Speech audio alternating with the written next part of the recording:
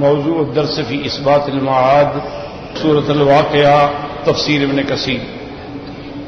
الحمد للہ رب العالمین والصلاة والسلام علی اشرف الانبیاء وسید المرسلین سیدنا محمد وعلی آلہ واصحابہ اجمعین۔ اللہم صل علی سیدنا محمد وعلی آل سیدنا محمد كما صليت على إبراهيم وعلى آل إبراهيم في العالمين إنك حميد مجيد۔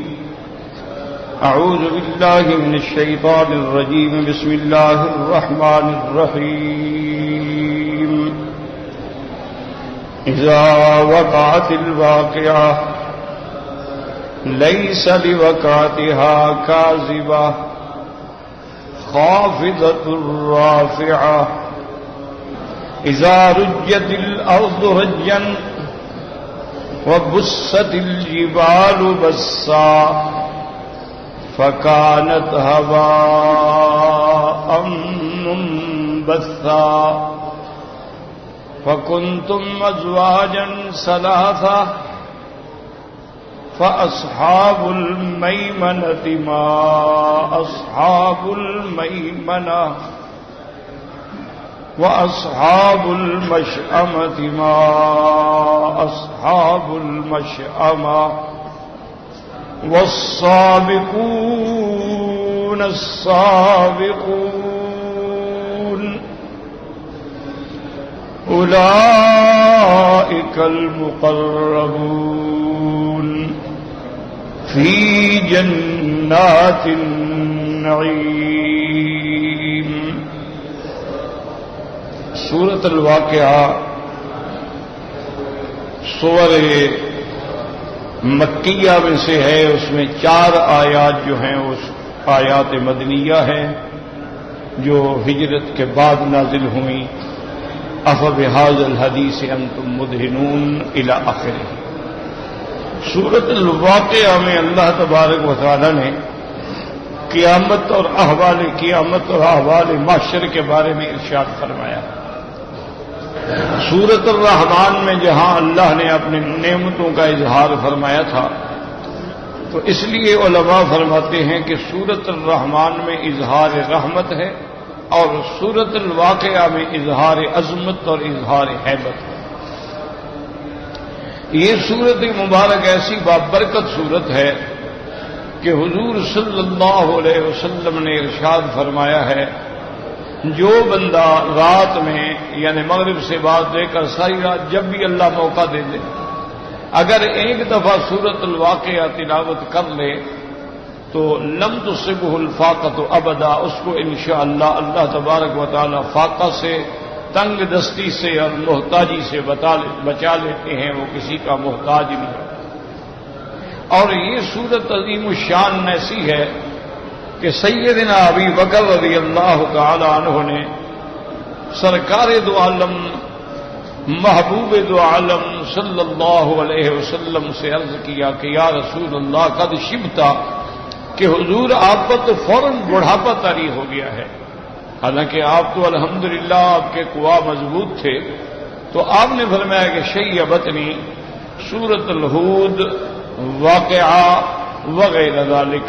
تو حضور پاک صلی اللہ علیہ وسلم نے فرمایا کہ ابو بکر، مجھے سورۃ ہود نے اور سورۃ تکویر نے اور سورۃ واقعہ نے بوڑھا کر دیا ہے۔ کیا مانا کہ جب میں ان آیات کو پڑھتا ہوں اور قیامت کا منظر میرے مستحضر ہوتا ہے تو اس کے اثرات کا یہ عالم ہے کہ مجھ پر بڑھاپے کے آثار طاری ہو گئے۔ ویسے بھی قاعدہ ہے کہ آدمی خوشی کے اندر اس کو جوانی محسوس ہوتی ہے، اور اگر ہموم اور غموم کی الغار ہو جائے تو آدمی ایک رات میں بھی بوڑھے ہو جاتے ہیں۔ ایسے واقعات تاریخ میں گزرے ہیں کہ بعض لوگوں پر آلام و مصائب کے پہاڑ ٹوٹے تو ایک رات میں جب صبح اٹھے تو ان کے بال سفید ہو چکے تھے۔ تو غم میں ایک ایسی بلا ہے، اسی لیے حضور صلی اللہ علیہ وسلم نے اپنی امت کو دعا سکھلائی ہے کہ اللہم انی اعوذ بک من الہم والحزن، کہ یا اللہ ہمیں ہم اور حزن سے بچا لے۔ تو ہم ایسی چیز ہے، اسی طرح سیدہ فاطمہ الزہرا رضی اللہ تعالی عنہ نے جب آقا انعامدار حبیب کبریا حضرت محمد مصطفیٰ صلی اللہ علیہ وسلم کی وفات ہو گئی تو بی بی نے حضور کے غم میں مرثیے کے طور پہ کچھ اشعار فرمائے تھے، جن میں ایک یہ بھی تھا کہ صبت علی مصائب لو انہا صبت علی الایام سرن لیالیا، کہ میرے آقا مجھ پر تو اتنی مصیبتیں آپ کی وفات کے بعد ٹوٹ پڑی ہیں کہ اگر یہ مصیبتیں اللہ کسی دن پہ ڈالتے تو وہ دن بھی رات ہو جاتا. تو اس لیے ہموم اور غموم جو ہے وہ انسان کو بوڑھا کر دیتے ہیں. اور یاد رکھیں کہ اس سورت مبارک سے پہلے جو سورت ہم نے سورت الرحمن ختم کی تو اس کی آخری آیات جو تھی تبارک اسم ربک ذی الجلال والاکرام، تو اب اس سورت کے اندر اللہ کا اظہار جلال بھی ہے اور اظہار اکرام بھی ہے کہ اللہ تبارک و تعالی مشرکین کو، کافرین کو، مفسدین کو سزائیں دیں گے اور اپنے مطیعین اور مومنین کو انعامات سے نوازیں گے. اب اللہ فرماتے ہیں اذا وقعت الواقعہ، جب ہو جائے ہو جانے والی یعنی قیامت. تو الواقعہ میں بھی لام کمال کے لیے ہے اور تے جو ہے مبالغے کے لیے ہے. اور علماء فرماتے ہیں اذا یہاں ظرفیہ ہے یعنی اذا وقعت الواقعہ. اور یاد رکھو کہ قیامت کے آنے سے پہلے سور پھونکے جائیں گے. تو بعض علماء فرماتے ہیں کہ 3 دفعہ نفخ ہوگا. ایک نفخ جو ہے وہ نفخہ فضا ہوگا، اور ایک نفخہ جو ہے وہ صاعقہ ہوگا، اور ایک نفخہ جو ہے وہ بعث کے لیے ہوگا. تو وہ لیکن جمہور فرماتی ہیں کہ 2 نفخے ہیں، نفخۃ الصاعق و نفخۃ البعث. ایک نفخہ پھونکا جائے گا، ایک آیت میں آتا ہے فَفَزِعَ مَن فِي السَّمَاوَاتِ وَمَن فِي الْأَرْضِ، اور ایک آیت میں آتا ہے فَصَعِقَ مَن فِي السَّمَاوَاتِ وَمَن فِي الْأَرْضِ. تو علماء فرماتی ہیں کہ ابتدا فضا سے ہوگی اور انتہا صعق پہ ہوگی. ہر چیز جو ہے وہ ختم ہو جائے گی، ہر چیز جو ہے وہ فنا ہو جائے گی. اور وہ آیت مبارک جو آپ پڑھ چکے ہیں اس کا منظر ہوگا کل من علیہا فان وَيَبْقَى وَجْهُ رَبِّكَ ذُو الْجَلَالِ وَالْإِكْرَامِ. ہر چیز بے فنا آ جائے گی. اور اس کے بعد یعنی عجیب عالم ہوگا کہ جب سورہ نفخ ثانی پھونکا جائے گا. یہ احوال نفخ ثانی کے بعد ہیں کہ اذا وقعت الواقعۃ لیس لوقعتها کاذبۃ. اب اس کے 2 معنی ہیں، یاد رکھو. بعض مفسرین فرماتے ہیں لیس لوقعتها کاذبۃ، اب اس کے ہونے کو کوئی جھٹلا نہیں سکے گا. دنیا میں تو کہتے تھے نا جی کہاں ہے جہنم اور کہاں ہے قیامت. یہ تو محض خیالات ہیں اور تخیلات ہیں. لیکن اس دن کون جھٹلائے جب سب کچھ سامنے آ جائے گا، جب آدمی میدان معاشر میں کھڑا ہوگا اور جہنم سامنے ہوگی. وَبُرِّزَتِ الْجَحِيمُ لِلْغَاوِينَ، جہنم ظاہر ہو جائے گی اور اللہ کے فرشتے کافروں کو مخاطب ہو کے فرمائیں گے هَذِهِ جَهَنَّمُ الَّتِي يُكَذِّبُ بِهَا الْمُجْرِمُونَ. یہ ہے وہ جہنم جس کا مجرم انکار کرتے تھے، تکذیب کرتے تھے، جھٹلاتے تھے. آج دیکھ لو کہ اللہ کے پیغمبر نے جو فرمایا تھا وہ حق ہے کہ نہیں ہے. اسی طرح اللہ تبارک و تعالی نے فرمایا ملائکہ ان سے کہیں گے أَفَسِحْرٌ هَذَا ام انتم لا تبصرون، کہ جہنم سامنے اچھی طرح دیکھ لو. یہ جادو تو نہیں، یہ جادو کی جہنم تو نہیں، جادو تو نہیں ہو گیا تمہاری آنکھوں پہ. اب کیا بات کر سکتے ہیں، جہنم تو سامنے. فَكَشَفْنَا عَنْكَ غِطَاءَكَ فَبَصَرُكَ الْيَوْمَ حَدِيدٌ. اللہ فرماتے ہیں اب سب پردے ہٹ جائیں گے، ہر چیز سامنے آ جائے گی۔ تو جب سامنے کوئی چیز آ جائے تو اس کا کون انکار کر سکتا ہے؟ اس لیے اللہ نے فرمایا کہ جب قیامت قائم ہو جائے گی، اب اس کے قائم ہونے کو کوئی تکذیب نہیں کر سکے گا، کوئی جھٹلا نہیں سکے گا۔ اور دوسرا ترجمہ علماء فرماتے ہیں اذا وقعت الواقعہ لیس لوقعتها کاذبۃ، یعنی کیا معنی؟ وہ فرماتے ہیں جب قیامت ہوگی کوئی نہیں قیامت کو ٹالنے والا کہ دفع کر سکے، روک سکے کہ قیامت نہ ہو۔ تو ایک ہے کہ کوئی جھٹلا نہیں سکے گا، اور ایک معنی یہ ہوا کہ کوئی اس کو ٹال نہیں سکے گا، وہ ہر حال میں ہو کے رہے گا۔ اور دونوں معنی ٹھیک ہیں۔ اذا وقعت الواقعۃ لیس لوقعتها کاذبۃ خافضۃ رافعۃ، نیچا کرنے والی، اونچا کرنے والی۔ کیا معنی؟ بعض علماء نے یہاں بھی یاد رکھو دو قول ہیں، خافضۃ رافعۃ، وہ دنیا میں بادشاہ، وہ دنیا میں فرائنا، وہ دنیا میں بڑے بڑے جبار، وہ دنیا میں بڑے بڑے متکبر جو زمین پہ اکڑتے تھے اور غریبوں پہ کچھ ان کی نظر بھی نہیں پڑتی تھی، آج اللہ ان اونچوں کو نیچا کر دے گا، اور جو دنیا میں غریب تھے، معذور تھے، محتاج تھے، آج اللہ ان کو اونچا کر دے گا۔ تو اس لیے یہ قیامت کی شان ہوگی کہ خافضۃ رافعۃ، وہ بڑے بڑوں کو نیچا دکھانے والی اور مومنین مساکین کو اونچا کرنے والی۔ تو ایک قول یہ بیان کیا گیا۔ اور بعض علماء فرماتی ہیں کہ خافضۃ رافعۃ کا معنی یہ ہے کہ جب قیامت ہوگی تو آسمان پھٹ جائیں گے، زمینیں بدل جائیں گی، پہاڑ ریزہ ریزہ ہو جائیں گے، تو ایسا حال ہوگا کہ جو اوپر تھا وہ نیچے آ گیا، جو نیچے تھا وہ اوپر آ گیا۔ اب دیکھتے ہیں نا جب زلزلے آتے ہیں تو کیا عالم ہوتا ہے، اللہ معاف کرے، کہ جو چیزیں وہ پہاڑ کی چوٹیاں تھیں وہ نیچے آ گئیں، اور نیچے والے جو تھے وہ اوپر جا پڑے۔ تو اس لیے بھی اس کو کہا گیا کہ وہ احوال قیامت ایسے ہوں گے کہ جب ساری چیزیں جو ہے خلط ملط ہو جائیں گی، نیچے والے اوپر اور اوپر والے نیچے ہو جائیں گے۔ اس لیے فرمایا خافضۃ رافعۃ اذا رجت الارض رجا، اللہ فرماتی ہے کہ جب تھر تھرائے گی زمین، تھر تھرانا، زمین کانپ جائے گی، بدل جائے گی۔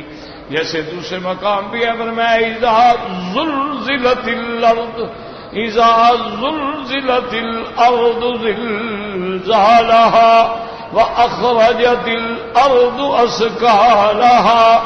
اور ایک مقام پہ اللہ فرماتے ہیں وَإِذَا الْأَرْضُ مُدَّتْ وَأَلْقَتْ مَا فِيهَا وَتَخَلَّتْ، یعنی زمین جو ہے اللہ فرماتے ہیں زلزلہ آ جائے گا اور زمین تھر تھر کر کے کانپے گی، اور اس کے بعد نتیجہ یہ ہوگا کہ جو اس کے اندر چھپا وہ بھی سارا باہر پھینک دے گی، کیونکہ زمینیں بھی پھٹ گئیں، آسمان بھی پھٹ گئے۔ اللہ تبارک و تعالی رحمت فرمائے کہ وہ کیا عالم ہو۔ اس لیے خدا بند قدوس میں بار بار ڈراتے ہیں کہ یا ایھا الناس اتقوا ربکم ان زلزلۃ الساعۃ شیء عظیم، کہ مسلمانوں، اے انسانوں، ڈرو اپنے رب سے، اپنے رب کی نعمتوں کا انکار نہ کرو، اپنے رب کی رحمتوں کے منکر نہ بنو۔ قیامت کا زلزلہ بہت بڑا زلزلہ ہوگا۔ یوم ترونھا تذع کل مرضعۃ عما ارضعت، کہ جب وہ زلزلہ آئے گا تو آپ دیکھیں گے کہ دودھ پلانے والی عورت جو ہے اپنے بچوں کو پھینک دے گی، وَتَضَعُ كُلَّ ذَاتَ حَمْلٍ حَمْلَهَا، اور حاملہ عورتوں کے حمل گر جائیں گے، وَتَرَى النَّاسَ سُكَارَى، اور لوگ ایسے ہوں گے جیسے نشے میں مدہوش ہو جائیں۔ اللہ نے فرمایا وَمَا هُمْ بِسُكَارَى، نشہ نہیں ہوگا، وَلَكِنَّ عَذَابَ اللَّهِ شَدِيدٌ، تیرے اللہ کا عذاب ہوگا، اور عذاب ایسا سخت ہوگا کہ جیسے نشے والے آنکھیں نہیں کھول سکتے، اسی طرح یہ بھی ڈر کے ہمارے آنکھیں نہیں کھول سکے گا۔ اچھا کسی کی کھلی ہے تو بند نہیں کر سکے گا، اور کسی کی آنکھیں بند ہیں تو کھول نہیں سکے گا، نظر بھر کے دیکھ نہیں سکے گا۔ وہ قیامت کا ایک ایسا حول ہوگا، کیوں ہر چیز اب دیکھیں نا، آسمان پھٹ رہے ہیں، چاند تارے گر رہے ہیں، اور سمندر بہکا دیے گئے ہیں، سمندروں کے نیچے سے آگ ظاہر کر دی گئی ہے۔ خود اندازہ لگائیں کہ کیا ہوگا۔ اس کے بعد زمینیں بدل دی جائیں گی، یوم تبدل الارض غیر الارض والسماوات وبرزوا للہ الواحد القہار۔ زمینیں بدل جائیں گی، آسمان بدل جائیں گے، اور ہر بندہ اپنے اللہ کے سامنے کھڑا ہوگا۔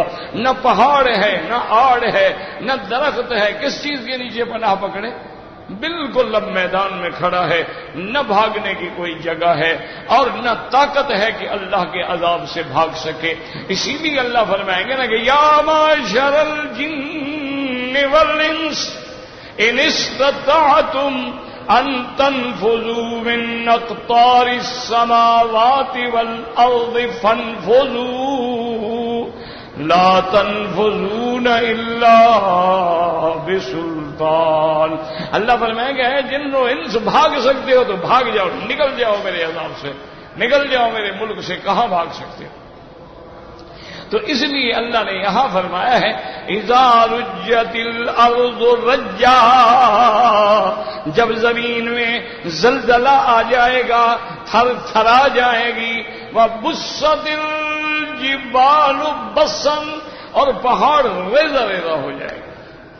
اب دیکھیں نا پہاڑ کتنے مضبوط کھڑے ہیں، اور ایسے ریزہ ریزہ ہوں گے، یہ پہلے ریزہ ریزہ ٹکڑے ٹکڑے ہوں گے، ٹکڑے ٹکڑے ہونے کے بعد یہ بالکل مٹی ہو جائیں گے، مٹی ہونے کے بعد غبار بن جائیں گے، غبار بن جانے کے بعد اڑ جائیں گے۔ اس کی حیثیت ایسی ہوگی جیسے آپ دیکھتے ہیں نا روشن دان سے روشنی آ رہی ہو تو آپ کو معلوم ہوتا ہے کہ کوئی مٹی ہے، کوئی غبار ہے۔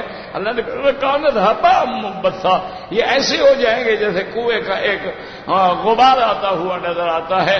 اتنے سخت پہاڑ جو ہے وہ بالکل، اور دوسری جگہ قرآن کہتے کل اہن المنفوش، یہ ایسے ہو جائیں گے جیسے تم کپاس کو یا اون کو دھلتے ہو نا اور اڑتی ہے ریزہ ریزہ ہو کر، اسی طرح پہاڑ اڑ جائیں گے۔ اذا رجت الارض رجا وبست الجبال بسا فكانت هباء منبثا، غبار بن گئے۔ وکنتم ازواجا ثلاثا، اللہ نے فرمایا اب تمام مخلوق جو ہے وہ تین قسمیں میں بٹ جائے گی، اس کی تین یعنی جماعتیں بن جائیں گی۔ اچھا وہ تین جماعتیں کون سی ہوں گی؟ ایک تو ہوں گے اصحاب المیمنہ، اصحاب المیمنہ ما اصحاب المیمنہ، اللہ نے فرمایا ایک جماعت تو وہ ہوگی دائیں والے۔ کیا مانا؟ جن کو نامہ عمل دائیں ہاتھ میں ملے گا۔ اچھا بعض علماء نے یہ بھی فرمایا ہے کہ اللہ تبارک و تعالی نے جب عالم ارواح میں حضرت آدم علیہ السلام کی پشت سے ان کی ذریت کے ارواح کو نکالا تھا، تو جن کو دائیں طرف سے نکالا تھا وہ یہی اصحاب المیمنہ ہوں گے۔ وہ اس دن بھی دائیں ہاتھ سے نکالے گئے تھے، اور پھر اللہ نے تمام ارواح پہ اپنا نور ڈالا تھا، تو جن جن پہ نور پہنچ گیا وہی مسلمان ہوگا، اور جو نور سے محروم ہوا وہ دنیا میں بھی محروم ہوگا اور آخرت میں بھی محروم ہو جائے گا۔ اور یہ وہی نور ہوگا کہ جس کے بارے میں اللہ نے قرآن میں بھی فرمایا نورہم یسعی بین ایدیہم وبایمانہم، کہ مومنوں کا نور جو ہے ان کے آگے ان کے دائیں بھی نور ہوگا۔ اور بعض علماء فرماتی ہیں کہ بعض مومنوں کا نور تو اتنا ہوگا جیسے یہاں سے یمن تک جا رہا ہو، اور بعض لوگوں کا نور ایسے ہوگا جیسے سیدھا زمین سے آسمان تک جا رہا ہو۔ اور بعض مومنوں کا نور ایسے ہوگا جیسے کھجور کا تنا سامنے کھڑا ہو، اور بعض مومنوں کا نور اس سے کم ہوگا، اور ادنا نورن سب سے کم درجے کا مومن جو ہے اس کے پاؤں کے انگوٹھے میں روشنی ہوگی، وہ بھی اسی نور میں چل رہا ہوگا، لیکن کافر اور منافق کے لیے نور نہیں ہوگا، یاد رکھیں۔ اسی لیے جب مومن قیامت میں اپنے نور ایمان میں چل رہے ہوں گے تو ساتھ دعا بھی کر رہے ہوں گے، ربنا اتمم لنا نورنا، کہ یا اللہ ہمیں جو تو نے نور دیا ہے نا اب اس کو پورا رکھنا، کامیاب رکھنا، تمام فرمانا، ایسا نہ ہو کہ چھن جائے، کیونکہ اگر نور مل کے چھن جائے تو پھر اندھیرے میں گزارا بڑا مشکل ہوتا ہے۔ اب دیکھو نا، جب تک ہمارے ہاں دیہاتوں میں بجلی نہیں تھی تو ہم سب لوگ گزارا کرتے تھے نا، کوئی دیا جلاتا، کوئی لیمپ جلاتا، کوئی لالٹین جلاتا، کوئی موم بتی جلاتا تھا، لیکن جب سے لائٹ آ گئی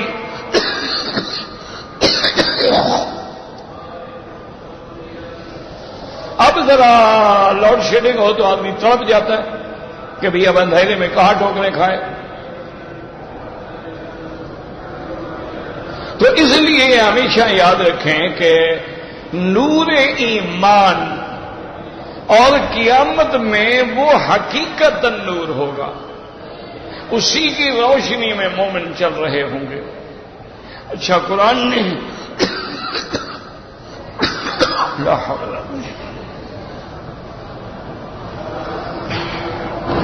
ولا قوت الا باللہ، قرآن نے بغیر منظر بیان کیا ہے کہ جب مومن جا رہے ہوں گے تو منافق پیچھے سے چیخیں گے اور کہیں گے بھئی ٹھہرو تو صحیح، ہمیں بھی تو آنے دو، نقتبس من نورکم، ہم بھی چلو تمہاری روشنی میں چلے جائیں گے،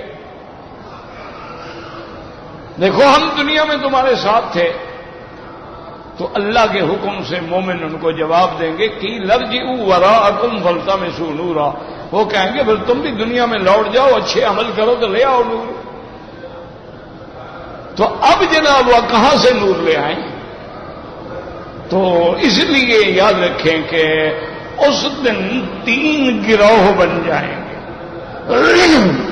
ایک گروہ ہوگا اصحاب الیمین یا اصحاب المیمنہ، داہنے ہاتھ والے، وہ آدم علیہ السلام کے بھی داہنی طرف سے نکالے گئے تھے، اور قیامت میں بھی اللہ ان کو عرش کے داہنی جانب رکھیں گے، اور نامہ اعمال بھی ان کو داہنی ہاتھ میں دیے جائیں گے۔ تو اس لیے ان کا لقب جو ہے وہ ہے اصحاب المیمنہ، وہ دائیں والے۔ اچھا، میمنہ کا لفظ جو ہے یاد رکھو یہ یمن سے بھی ہے کہ وہ برکتوں والے، وہ رحمتوں والے جن کے داہنے ہاتھ میں نامہ عمل ملے گا۔ اور اس کا بھی اللہ نے قرآن میں باقاعدہ منظر بیان کیا ہے۔ اللہ فرماتے ہیں کہ جب بندوں کو نامہ عمل ملے گا تو جس کو داہنے ہاتھ میں ملا، اما من اوتی کتابہ بیمینہ فیقول ہاؤم اقرؤوا کتابیہ، وہ دوستوں کو بلائے گا، بھئی ادھر آؤ یار، ادھر آؤ نا، میرا نتیجہ آ گیا، دیکھو پڑھو، دیکھو میں کامیاب ہو گیا الحمدللہ۔ اور جس کو بائیں ہاتھ میں ملے گا وہ روئے گا، فریاد کرے گا اور کہے گا یا لیتنی لم اوتا کتابیہ، کاش مجھے ملتا ہی نہ، لیکن وہ تو ملنا ہے۔ تو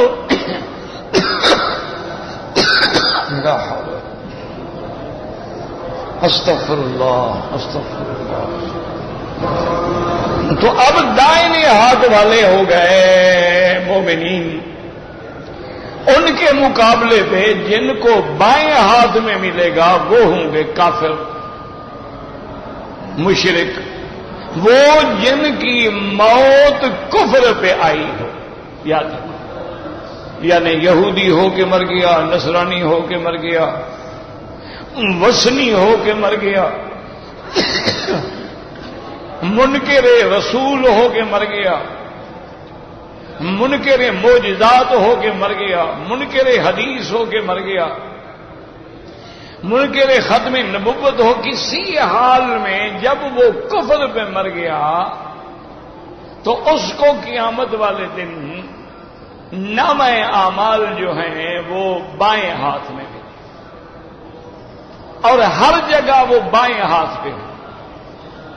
اسی طرح ایک صحیح حدیث مبارک میں آتا ہے کہ سیدنا آدم علیہ السلام جب داہنی طرف نظر فرمائیں گے تو خوش ہو جائیں گے، اور جب بائیں طرف نظر فرمائیں گے تو آپ رونے لگ جائیں گے، کیونکہ دائنی طرف ان کی وہ امت ہوگی جو قیامت میں اصحاب الیمین کہلائیں گے، اور بائیں طرف وہ لوگ ہوں گے جو اصحاب الشمال ہوں گے، جنہوں نے جہنم میں جانا ہے۔ اب دو تقسیمیں ہو گئیں، داہنے والے ان کے مقابلے پہ بائیں۔ اسی طرح بعض آثار میں آتا ہے کہ ایک دن حضرت ابن عباس رضی اللہ تعالی عنہ اصحاب الیمین کے بارے میں ذکر فرما رہے تھے، تو انہوں نے ارشاد یہ بھی فرمایا کہ قیامت والے دن جب نامہ اعمال تقسیم ہوں گے تو اصحاب الیمین میں سب سے پہلے نمبر پہ لینے والا حضرت عمر ہوگا رضی اللہ تعالی عنہ وارضاہ۔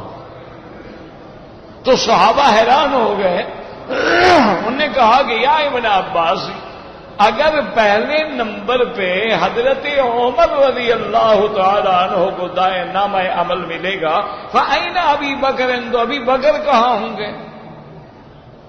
تو آپ نے فرمایا وہی حقا، ہلاکت ہو تیرے لیے، عجیب بات ہے، کیا کہہ رہے ہو؟ اور جب نامہ عمل تقسیم ہو رہے ہوں گے اور حضرت عمر نامہ عمل لے رہے ہوں گے، ابو بکر فتح الملائکۃ فی الجنہ، وہ تو جنت میں پہنچ گیا ہوگا، اس کا تو مقام اتنا بلند ہے کہ وہ تو چلا گیا جنت میں، ابھی یہ نامہ عمل لے رہے ہیں۔ تو بہرحال اس میں کوئی شک نہیں کہ ابو بکر رضی اللہ تعالی عنہ افضل بعد رسول اللہ صلی اللہ علیہ وسلم، حضور کے بعد پوری امت میں افضل الخلائق جو ہیں وہ سیدنا ابو بکر ہیں، ان کے بعد سیدنا عمر ہیں، ان کے بعد سیدنا عثمان ہیں، ان کے بعد سیدنا علی ہیں رضوان اللہ تعالی علیہم اجمعین، پھر اہل بیت ہیں، عشرہ مبشرہ ہیں، اصحاب حدیبیہ ہیں، اصحاب بدر ہیں رضوان اللہ علیہم اجمعین۔ تو اب جناب دو قسمیں تو یہ ہو گئی، ایک قسم ہو گئی اصحاب الیمین اور ایک قسم ہو گئی اصحاب الشمال۔ اب تیسری قسم جو ہے والسابقون السابقون اولئک المقربون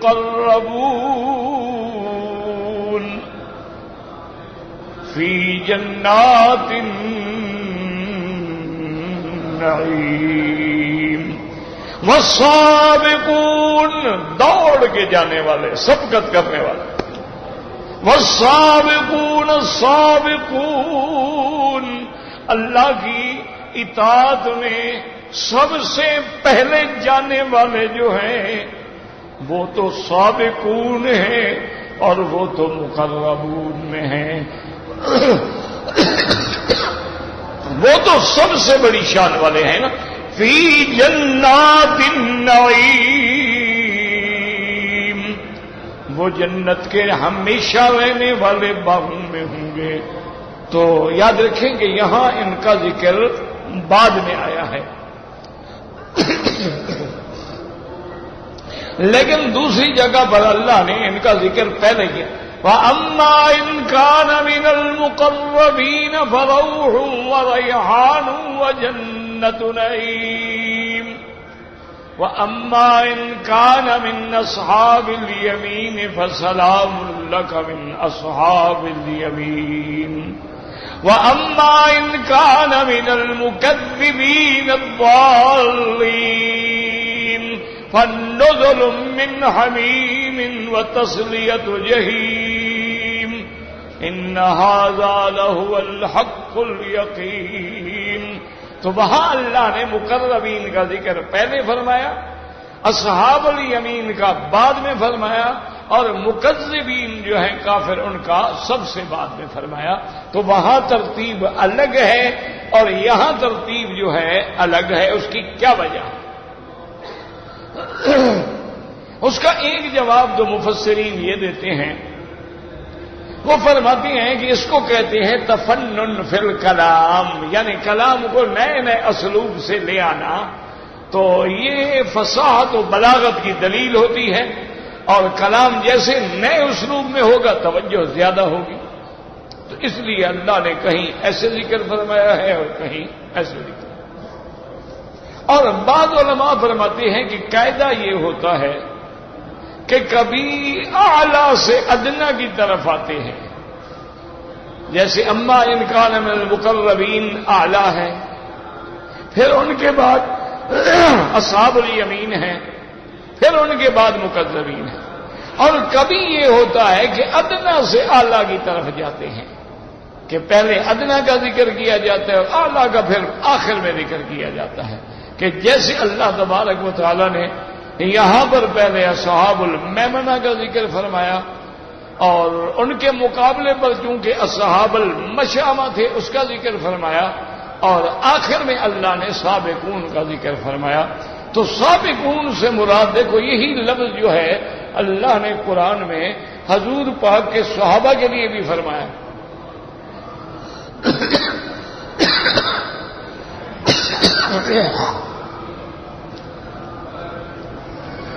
اللہ فرماتے ہیں والسابقون الاولون من المہاجرین والانصار والذین اتبعوہم بإحسان. اللہ نے فرمایا سابقون الاولون، سب سے پہلے میرے مدنی پہ ایمان لانے والے، سب سے پہلے اپنی جان نچھاور کرنے والے. تو ان میں وہ جو مہاجرین ہیں، ان کے بعد پھر انصار ہیں، اور ان کے بعد وہ درجہ ہے جو مہاجرین و انصار کا متبع ہو اور خالص دل کے ساتھ ان کی اتباع کرے، ان سے اللہ راضی ہو گیا. اس لیے امام شافعی رحمۃ اللہ علیہ نے بہت بڑی عظیم بات لکھی ہے اپنی کتابوں میں. وہ فرماتے ہیں میرے بھائی غور کر لو، 3 جماعتیں ہیں صرف.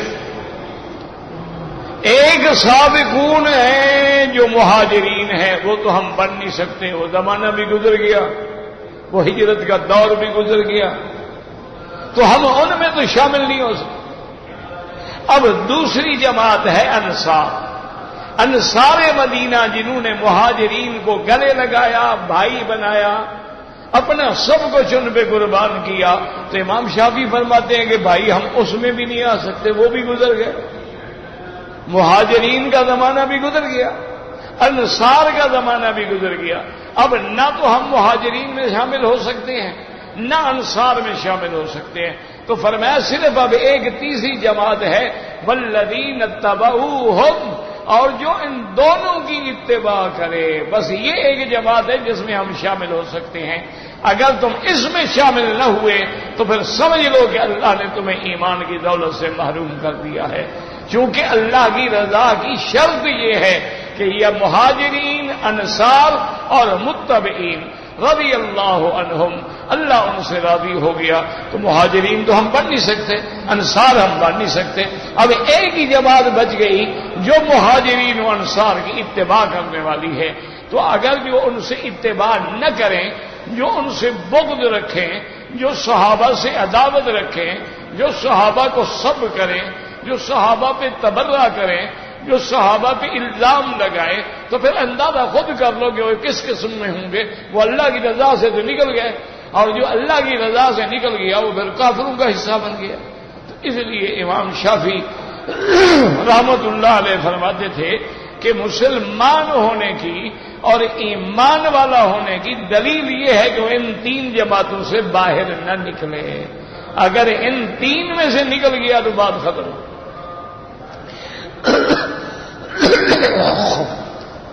اسی لیے میرے آقا نے بار بار ہمیں جھنجھوڑا ہے کہ علیکم سنتی و سنت الخلفاء الراشدین، کہ میرا رستہ اور خلفاء راشدین کے رستے کو مضبوطی سے پکڑ لو.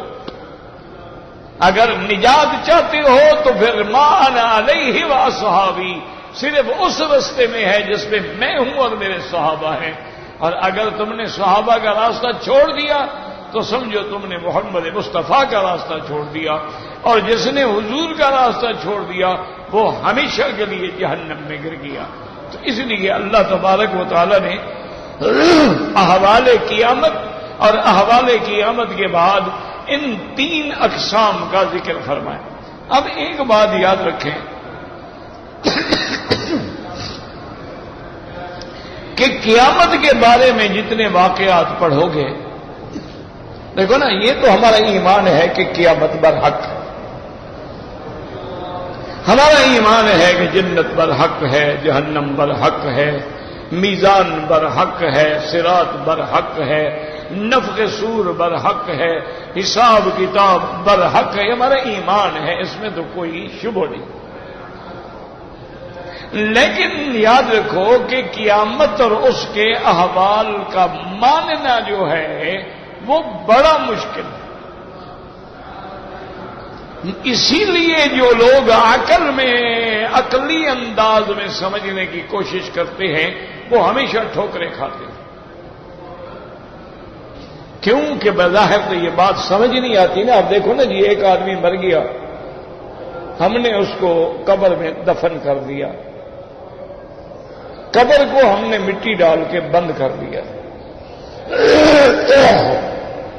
اب ہمیں حدیث مبارک یہ کہتی ہے اس میں فرشتے آئیں گے، منکر نکیر آئیں گے، سوال جواب کریں گے، کامیاب ہوگا تو راحت ہوگی، ناکام ہوگا تو سزا ہوگی. تو عقل میں تو یہ باتیں نہیں آتی نا کہ فرشتے کیسے آئیں گے، کہاں سے آئیں گے، کیسے داخل ہوں گے. قبر تو ہم نے بند کر دی ہے. اچھا، اور کسی بڑے آدمی کی قبر ہو، ہاں تو وہ باقاعدہ سیمنٹ لگا دیتے ہیں، پتھر لگا دیتے ہیں.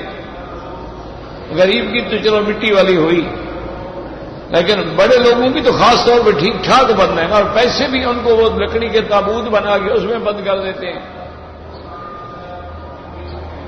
حالانکہ عذر ہو تو الگ بات ہے، ورنہ شریعت میں جائز نہیں ہے کہ کسی کو تابوت میں دفن کیا جائے. ہاں، ایک عذر ہوتا ہے، حادثہ ہو گیا، ٹکڑے ہو گئے، ٹکڑے اکٹھے کر کے رکھے گئے، اب اس کو کہاں رکھیں؟ تو ایک مجبوری ہے. یا کسی دوسرے ملک میں موت ہو گئی، اس کو وطن لایا جا رہا ہے، تو اس کے لیے جب تک وہ ایئر ٹائٹ باکس نہیں بنے گا تو لاش تو آ نہیں سکتی، اس کی تو میت خراب ہو جائے گی. اس لیے پھر وہ ایئر ٹائٹ قسم کا جو ہے اس کا وہ تابوت بنا دیتے ہیں، اس میں بند کر دیتے ہیں. اور جو پیسے والے لوگ ہیں وہ چہرے والی جگہ پہ شیشہ لگوا لیتے ہیں تاکہ چہرہ بھی دیکھا جا سکے. ورنہ بغیر عذر کے تابوت کے اندر بند کرنا جو ہے یہ خلاف سنت ہے. نہ صحابہ کے لیے کبھی تابوت بنائے گئے، نہ کسی انبیاء کے لیے بنائے گئے، اور نہ امام الانبیاء کے لیے بنائے. تو آپ سے پھر کون بڑا ہو سکتا؟ تو اس لیے ایک بات جو ہے وہ یہ سمجھ لیں. تو اب یہ باتیں عقل میں نہیں آتی ہیں. اب حدیث مبارک میں آتا ہے کہ جب مومن کو اللہ قبر میں لے جاتے ہیں اور امتحان میں وہ کامیاب ہو جاتا ہے تو 70 ہاتھ کے قریب اس کی قبر جو ہے وہ کھل جاتی ہے. اب یہ حدیث ہے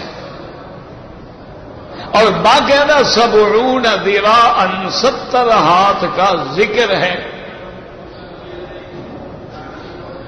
اب عقل میں تو یہ بات نہیں آتی نا جی کہ دیکھیں نا، ہم نے یہاں ایک آدمی کو دفن کیا، یہاں مرد ہے یہاں عورت ہے، تو قبر جب کھلے گی تو کیا ہوگا؟ یعنی یہ اس کی قبر میں چلا جائے گا، اس کی قبر میں آ جائے گی. تو یہ باتیں عقل میں نہیں آتی. اسی وجہ سے لوگ جو ہیں اللہ معاف کرے وہ قیامت کے منکر ہو کے کافر ہو گئے، اور بعض علماء جو ہیں حتیٰ کہ بڑے بڑے عالم علم والے پہاڑ علم کے وہ عذاب قبر کے منکر ہو گئے. حالانکہ عذاب القبر جو ہے یعنی امام احمد بن حنبل رحمۃ اللہ علیہ نے لکھا ہے کہ عذاب القبر حق، کہ تمام ائمہ اربع چار ائمہ کا اتفاق ہے کہ عذاب قبر حق ہے. لا ينکرها الا ضال او مضل، اس کا انکار وہی کرے گا جو خود گمراہ ہے اور لوگوں کو بھی گمراہ کر رہا ہے. ان کا عذاب قبر حق ہے. تو اس لیے یاد رکھو یہ باتیں عقل میں نہیں آتی. اس لیے بزرگ فرماتے ہیں کہ یاد رکھو عقل ایک نور ہے، لیکن ایک نور سے مسئلہ حل نہیں ہوتا. اگر رات اندھیری ہے، تیری آنکھیں ہیں لیکن تو نہیں دیکھ سکتا. ایک نور تو ہے لیکن آگے نور نہیں ہے. اچھا دن میں نور ہے لیکن بندہ اندھا ہے، وہ بھی نہیں دیکھ سکتا کیونکہ ایک نور ہے اور دوسرا نور نہیں. اسی طرح سمجھ لو کہ جتنے قرآن و حدیث کے مسائل ہیں اس کے لیے عقل بھی ہو اور نور ایمان بھی ہو. اگر ایمان والا نور نہیں ہوگا تو یہ مسئلے بھی سمجھ نہیں آئے. کیونکہ عقل نہ ہو تو پھر تو اس پہ شریعت ہی نہیں ہے نا. اگر کوئی مجنون ہے، پاگل ہے، اس پہ تو شریعت کے احکام ہی نہیں ہوتے. عقل تو ہے لیکن نور ایمان نہیں، تو ان کو بھی مسئلے سمجھ نہیں آ سکتے. عقل بھی ہو نور ایمان بھی ہو تو پھر دیکھیں نا کہ جب ابو جہل نے سیدنا ابی بکر رضی اللہ عنہ سے کہا کہ آپ کے صاحب نے فرمایا ایک رات میں آسمانوں پہ گئے اور سیر فرمائی واپس آ گئے، یہ ہو سکتا ہے؟ ابو بکر صدیق نے آگے بحث نہیں کی ہو سکتا ہے نہیں ہو سکتا ہے. انہوں نے کہا ایک بات بتاؤ، جو کہہ رہے ہو یہ بات میرے آقا نے رحمت دو عالم نے فرمائی ہے؟ انہوں نے کہا ابھی میں سن کے. انہوں نے کہا صدق رسول اللہ. بس انہوں نے کہا عجیب بات ہے بھائی، تم نے جا کے حضور سے پوچھا تو ہوتا نا. انہوں نے کہا ابو جہل جب ہم جبریل کے آنے جانے کے قائل ہیں تو نبی پاک چلے گئے تو کون سی مشکل ہو گئی؟ تو اس لیے اب نور ایمان آ گیا تو مسئلہ سمجھنے میں دیر ہی نہیں لگی. اب نور ایمان آ گیا کہ جی وہ فرشتے قبر میں کیسے جائیں گے تو فوراً ایمان کہے گا هو الذی یصورکم فی الارحام کیف یشاء. اللہ فرماتے ہیں جب تم 3 اندھیریوں کے اندر ماں کے رحم میں تھا وہاں ہم نے تیری صورت بنائی، اور وہاں فرشتہ گیا، فرشتے نے سارا کام کیا. اللہ سے پوچھا مولا رزق کتنا ہے، عمر کتنی ہے، اجل کتنی ہے، سعید ہے شقی، سب کچھ ہو رہا ہے لیکن ماں کو بھی پتہ نہیں. اور اس کو زیادہ نور ایمان نے سمجھا دیا کہ اگر جبریل پھونک مارتے ہیں اور بی بی مریم کے بطن مبارک میں عیسیٰ علیہ السلام کا حمل ٹھہر جاتا ہے تو اگر فرشتے کے پھونک مارنے سے اللہ کے حکم کی تعمیل میں یہ ہو جاتا ہے تو قبر میں آنا جانا کون سا مشکل ہے. اور نور ایمان نے ہمیں بتلا دیا کہ حضور پاک نے خود فرمایا کہ میں نے معراج والی رات دیکھا ہے کہ میرا بھائی موسیٰ علیہ السلام قائم یصلی فی قبرہ، وہ اپنی قبر مبارک میں کھڑے اور نماز پڑھ رہے تھے. تو ایمان کی جب روشنی آ گئی تو ہمارے لیے مشکل نہیں ہوا. ایمان کی روشنی آ گئی تو ہمیں عذاب قبر کے بارے میں بھی حدیث ملی. حضور گزر رہے تھے، 2 قبریں تھی، آپ رک گئے، آپ نے فرمایا انہما لیعذبان وما یعذبان فی کبیر، ان دونوں پہ عذاب ہو رہا ہے.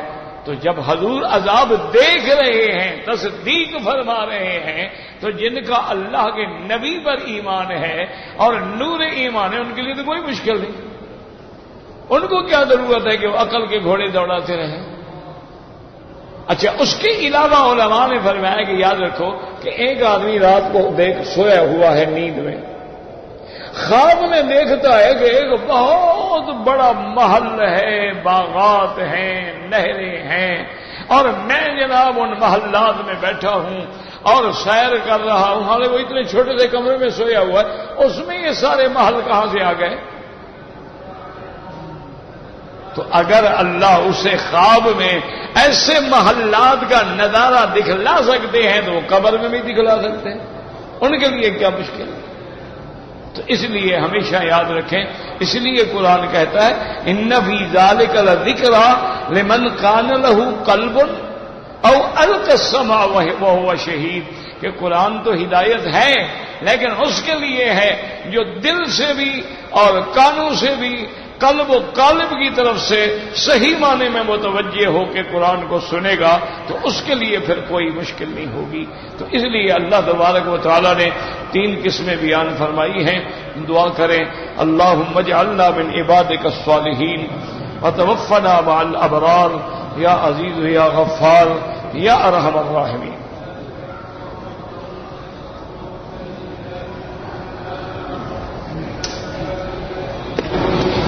ایک عورت ہے، وہ دین کا کام الحمدللہ کرتی ہے۔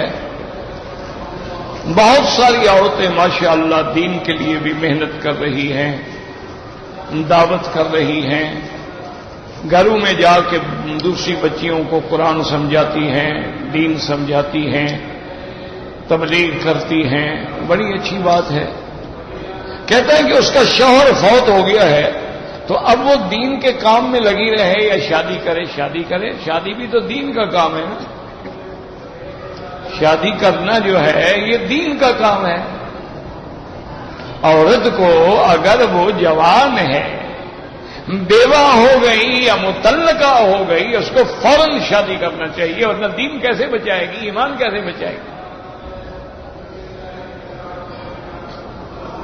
یہ تو کافروں کی رسمیں ہیں، ہندوؤں کی رسمیں ہیں کہ وہ بیوہ عورتوں کی شادی نہیں کرتے۔ بعض تو خامد کے ساتھ ستی کر کے جلا دیتے ہیں، اور بعض اگر جلاتے نہیں ہیں تو بس وہ عورت پھر ہمیشہ کے لیے منحوس ہے اور نحس ہے، اس کا کھانا پینا، برتن اٹھنا بیٹھنا بھی الگ ہے، اور کوئی اس کے ساتھ اچھی بات نہیں کرتا ہے۔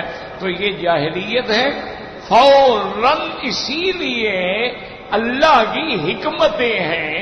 اللہ تبارک و تعالی اگر چاہتے تو میرے مدنی محبوب کے لیے کنواری عورتوں کی کوئی کمی تھی؟ مکے کے تو سردار جان دیتے تھے حضور پہ،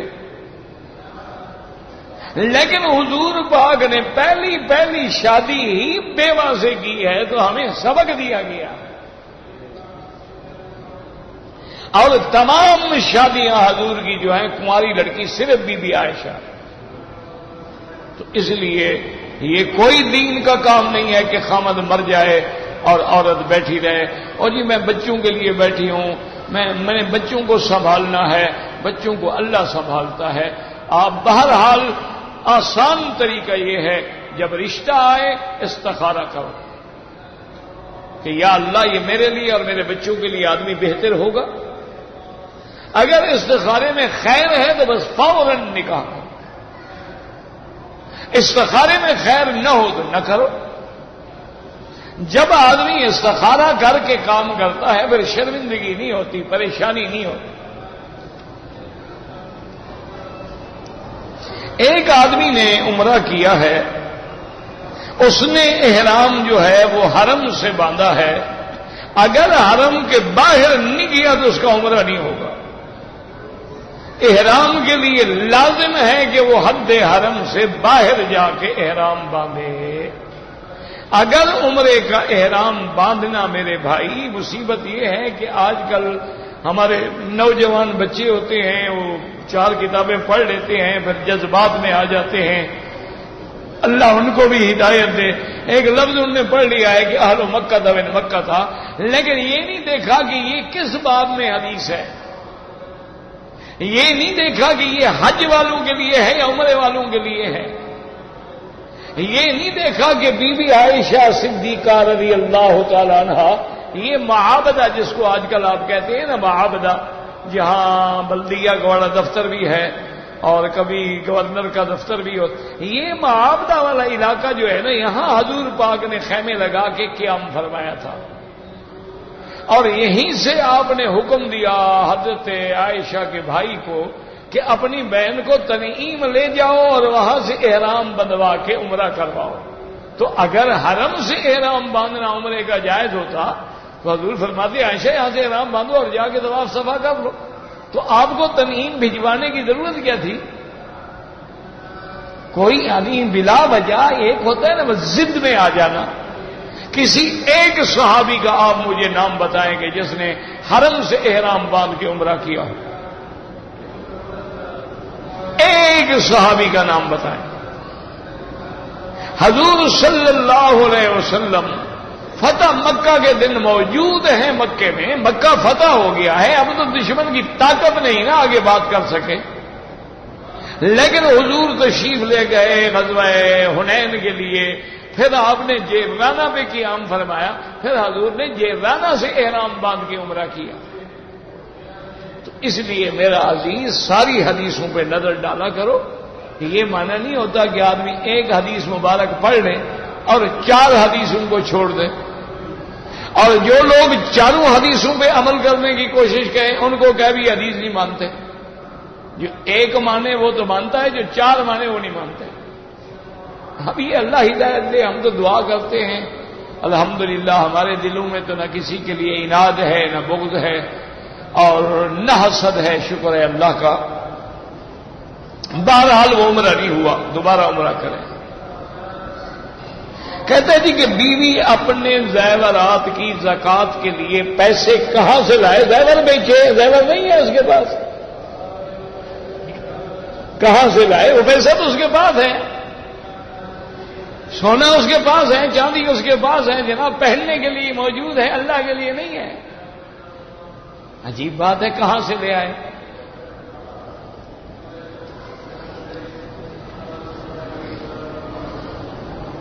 کہتے جی کہ طواف کے دوران میں کوئی آدمی قرآن شریف لے کے پڑھتا رہے، میرا بھائی جائز ہے، لیکن یاد رکھو یہ اگر ایسا قرآن پڑھنے کا زیادہ ثواب ہوتا تو میرا مدنی محبوب پڑھتا. حضور پاک نے تو طواف میں قرآن نہیں پڑھا، آپ نے تو سبحان اللہ والحمدللہ لا الہ الا اللہ اکبر وللہ الحمد پڑھا ہے. تو معلوم یہ ہوا کہ طواف میں اللہ کا ذکر اور تسبیح اور تحمید جو ہے وہ افضل ہے. ویسے کوئی قرآن پڑھے تو جائز ہے، کوئی منع نہیں.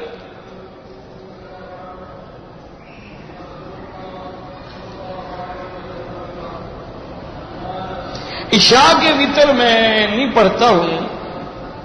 صبح کو 5 بجے اٹھنے کے بعد جو ہے میں 4 رکعت پڑھ کے، یعنی 8 رکعت تو آپ کی ہو گئی نا جی تہجد، اور 1 رکعت وتر پڑھتا ہوں، ٹھیک ہے.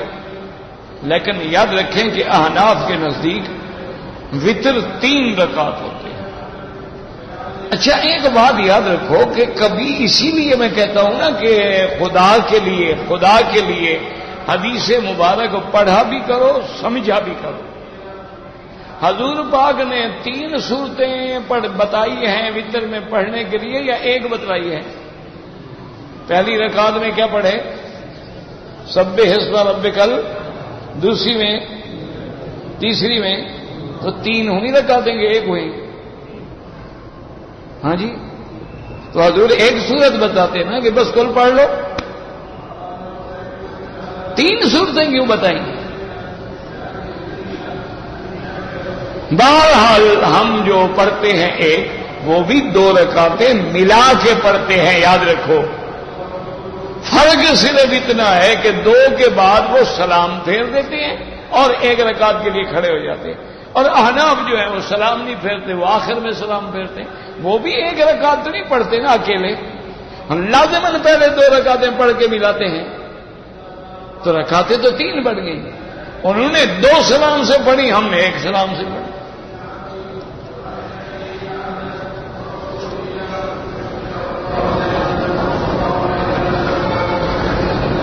بہرحال 2 رکعت مقام ابراہیم پہ واجب الطواف پڑھنا افضل ہے، ورنہ جہاں جگہ ملے، حتیم میں ملے، مطاف میں ملے، حرم میں ملے. ہم طائف گئے تھے، جدہ سے طائف گئے، پھر طائف سے ہم جدہ گئے لیکن حرم سے گزر کے گئے، کوئی بات نہیں، کوئی جرمانہ نہیں۔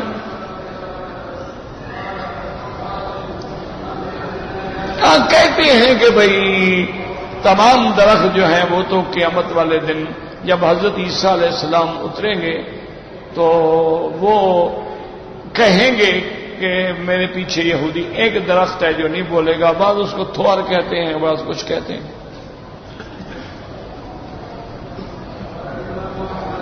کہتے جی قیامت والے دن لوگ عرش کے سائے میں ہوں گے، تو اس کا معنی یہ ضروری تو نہیں کہ سورج بھی ہوگا، سورج کوئی عرش سے اوپر نہیں ہو سکتا ہے۔ مانا جیسے دنیا میں بھی تم کہتے ہو نا جی ہم تو جی فلاں آدمی کے سائے میں ہیں، تو عرش کا بھی ایک سایہ ہے نا، اللہ کی اس کی رحمت ہے، یہ مانا تو نہیں ہوتا سورج سے سایہ ہو۔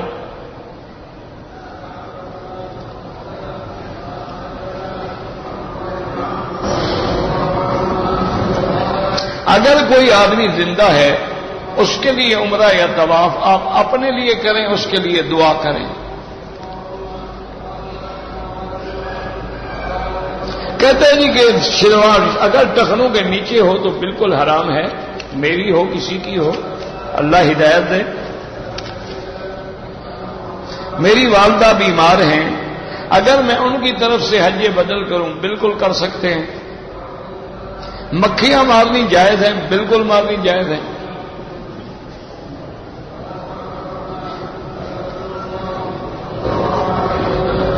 ایک آدمی نے دین کے سب سے زیادہ بہت زیادہ کتابیں رکھی ہیں، پڑھتا نہیں ہے، دعا کرو اللہ پڑھنے کی توفیق دے۔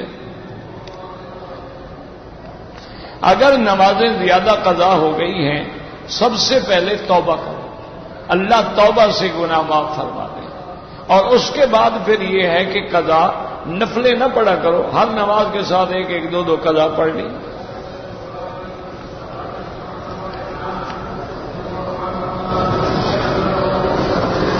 اگر آپ کی والدہ پاکستان سے آئی ہے مکہ مکرمہ اور نیت یہ تھی کہ مکے میں پہنچ کے 2 دن کے بعد عمرہ کروں گی، دم پڑ گیا، احرام میقات سے باندھنا تھا۔ اگر کوئی آدمی مکہ مکرمہ کے ہوٹل میں غسل کر کے 2 چادریں باندھ لے اور پھر مسجد عائشہ جا کے وہاں سے نیت کرے، ٹھیک ہے۔